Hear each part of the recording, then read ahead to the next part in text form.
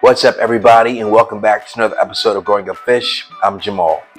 In this video, we're going to be talking really about just the effects of Hurricane Helene and how I was able to keep my fish thriving through this whole journey of me losing power and me trying to make sure that my fish would actually survive. So in this video, I'm going to walk you through what I was able to do and some things that I think helped them stay alive and some things that I could have maybe improved upon. So Hurricane Helene came through Thursday night into like early Friday morning, and we lost power actually Friday night around 8:30, and it didn't come back on until Sunday morning.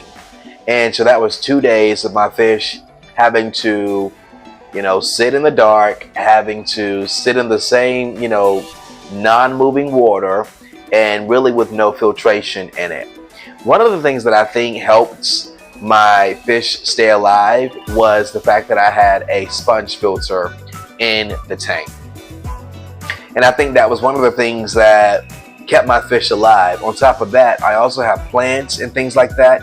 So I definitely think that the plants filtrate the water, and it also provides some type of oxygen for the fish so that they are able to continuously stay in that water. So ultimately what I did do was I just kept everything the way it was. I didn't try to disturb them. I didn't do a water change. One night I did, though, kind of filtrate the water, or at least, put some water in a cup and try to, create some type of agitation on the water for all the tanks. But I mean, ultimately they did pretty well. And I think, again, it was because of the plants and the filtration. Now, of course, my tanks have been set up for years. I mean, almost 5 years, where I've been able to, continuously have the same filtrations and have the same sand and stuff like that. And all that beneficial bacteria, I really think helps to keep the fish alive.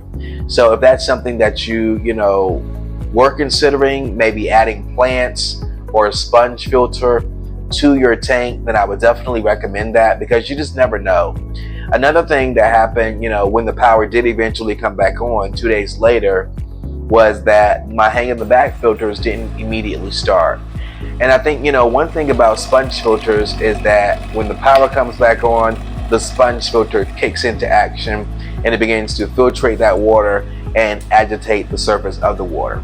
This is one of the many things that I recommend fish owners have in their tank, is an actual sponge filter, because not only does it hold that beneficial bacteria really well, but it also, in cases like, your home or your apartment or your place loses power and you do have that hang in the back filter, the sponge filter, like I said, will automatically kick on, and that will ensure that your fish has that much greater of a chance to swim and to survive.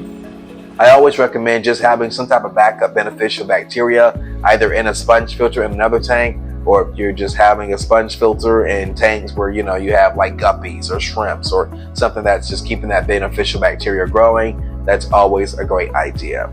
Overall, my fish did great. I mean, this was the first time I had ever experienced anything like this, to where we had a tropical storm actually come through and knock out the power.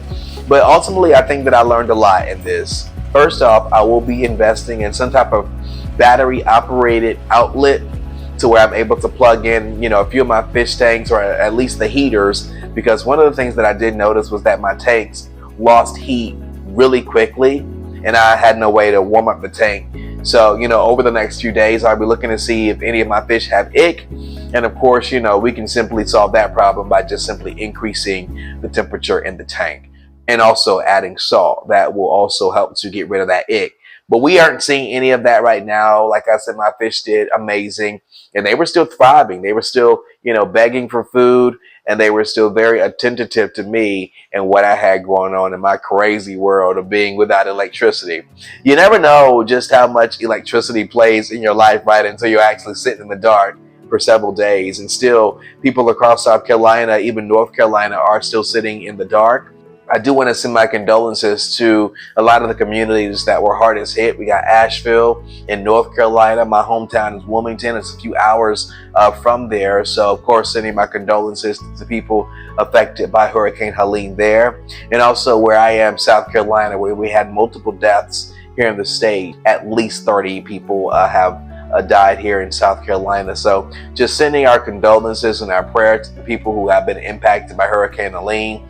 We've never experienced anything like this, and so hopefully, if you lost power for a few hours, or if you in the future lose power for days, this will be a way for you to kind of recognize, hey, maybe by me adding plants, or maybe by me having a sponge filter in my tank, my fish will have that better chance of surviving.